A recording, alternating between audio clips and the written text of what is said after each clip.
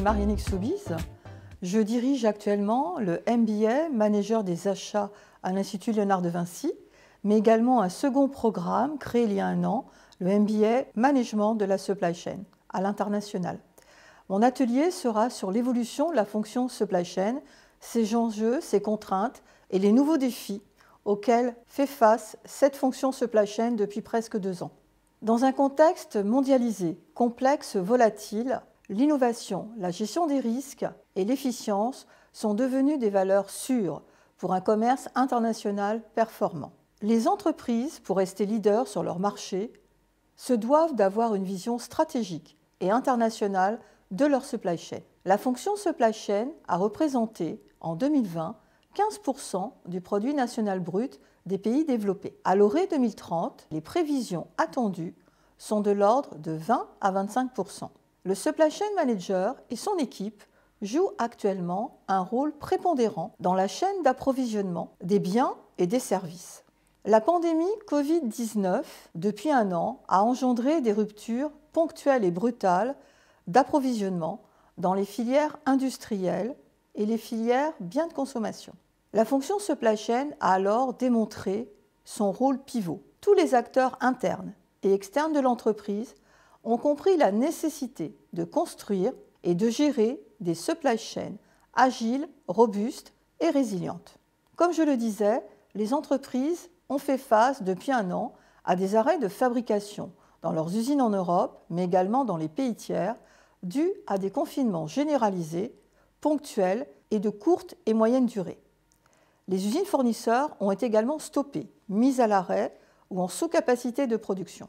Les équipes supply chain des donneurs d'ordre ont dû faire preuve, alors, d'agilité, de réactivité pour concevoir et déployer de nouveaux modes de sourcing et également recadencer les fabrications chez les commandes passées déjà chez les fournisseurs. Ces entreprises ont également fait face, durant la même période, à l'organisation de transports volumétriques par voie maritime ou par voie aérienne, dans un contexte extrêmement compliqué, puisque les transports internationaux ont également été impactés par la pandémie Covid et par les confinements. Des interruptions, notamment dans le transport aérien, ont eu lieu et des fréquences de rotation dans le transport maritime se sont produits. Les enjeux cruciaux des entreprises depuis un an sont d'éviter coûte que coûte des ruptures brutales de chaînes de fabrication et de défaillances de livraison afin d'éviter de perdre des clients récurrents et des marchés prépondérants.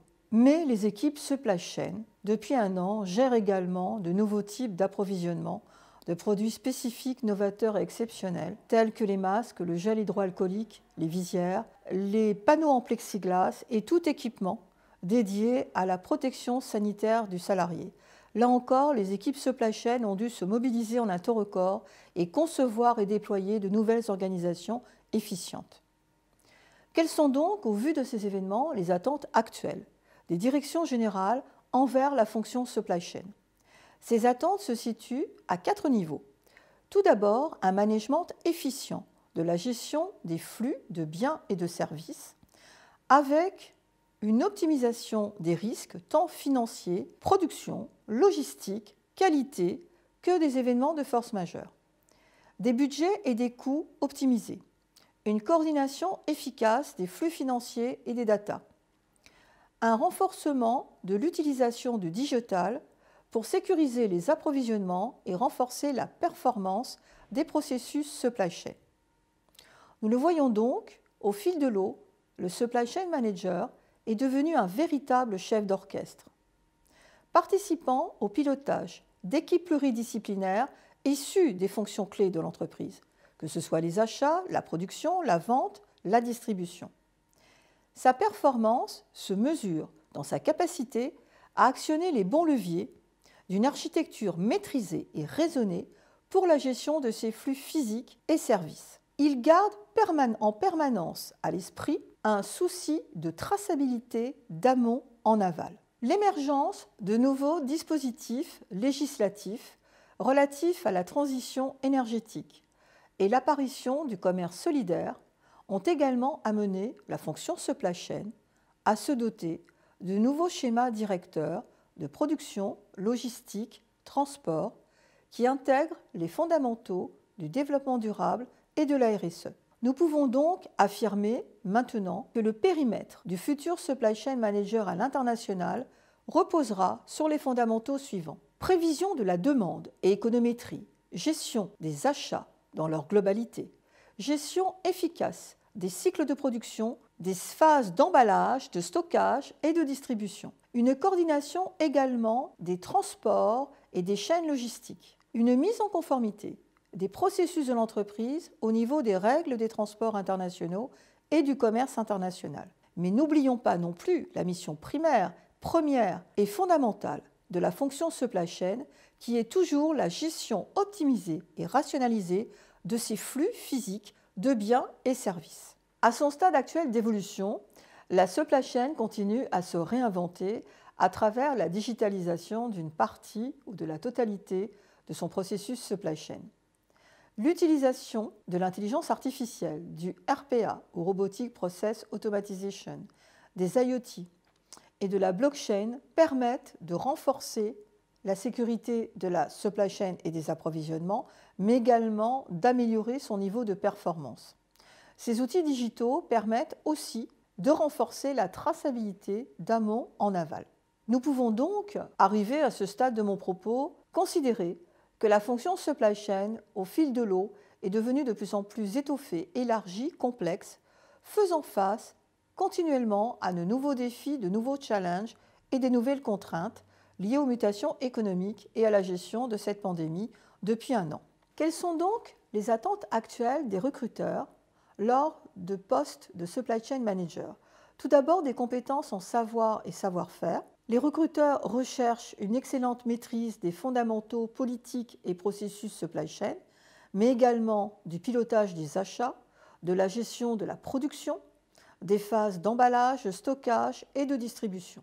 Une bonne maîtrise des techniques du commerce extérieur et de la logistique est également requise. Pour ce qui concerne les compétences en savoir-être, rigueur, organisation, réactivité, agilité, pragmatisme, innovation et bonne résistance au stress sont à l'ordre du jour. Nous pouvons donc souligner que le véritable enjeu du supply chain manager du futur sera le pilotage de politiques supply chain globalisées apportant aux équipes et à l'entreprise une vision end-to-end.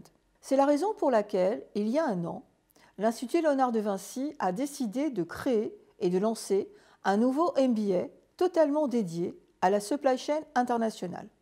Dans ce programme, nous couvrons totalement tous les aspects d'amont en aval des politiques supply chain et nous apportons cette vision end-to-end à nos stagiaires et nos étudiants.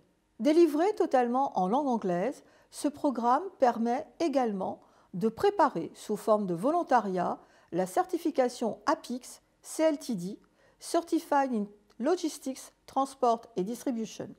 Sachez que cette certification est de plus en plus fréquemment demandée dans les grands comptes du CAC 40 pour les postes de Supply Chain Manager. Véritable boîte à outils du Supply Chain Manager, cette formation est délivrée par une équipe de professionnels reconnus dans leurs fonctions au quotidien et de consultants experts. Les fonctions visées par ce programme sont à la fois ingénieur en supply chain, manager de la supply chain, mais pourquoi pas la fonction hybride, management des achats et de la supply chain, mais prépare également au métier du conseil. Et puis j'ajouterai que plusieurs années d'expérience passée au sein de la filière supply chain constituent un véritable tremplin pour devenir directeur d'usine, directeur de business unit ou pourquoi pas créer et lancer son entreprise de négoce ou d'import-export. Vous l'aurez compris, la fonction supply chain s'est largement renforcée, est devenue centrale dans les entreprises et joue un rôle pivot. Les supply chain managers et leurs équipes sont devenus de véritables business partners, de véritables business contributors au service des prescripteurs internes, mais également des clients finaux, des end users et des panels de fournisseurs. Je vous citerai 3 problématiques actuellement travaillées dans les entreprises depuis 2 ans et qui font également l'objet de thèses professionnelles pertinentes. La première est en lien avec l'accroissement de la digitalisation de la supply chain. L'impact du digital dans la conception et le déploiement de nouveaux supply chain business models. Deuxième problématique totalement en lien avec le récent Brexit. Comment concevoir et mettre en œuvre une supply chain efficiente dans le cadre des échanges commerciaux avec le Royaume-Uni? Et la troisième, totalement d'actualité, liée à la gestion de la pandémie Covid-19, comment concevoir et déployer une supply chain efficiente dans le cadre des campagnes de vaccination contre le Covid-19? Mon mot de la fin sera le suivant. La supply chain est un métier de passion pour les passionnés des échanges internationaux. Si vous vous reconnaissez dans ce portrait, rejoignez-nous, rejoignez la communauté supply chain. Je vous remercie de votre attention.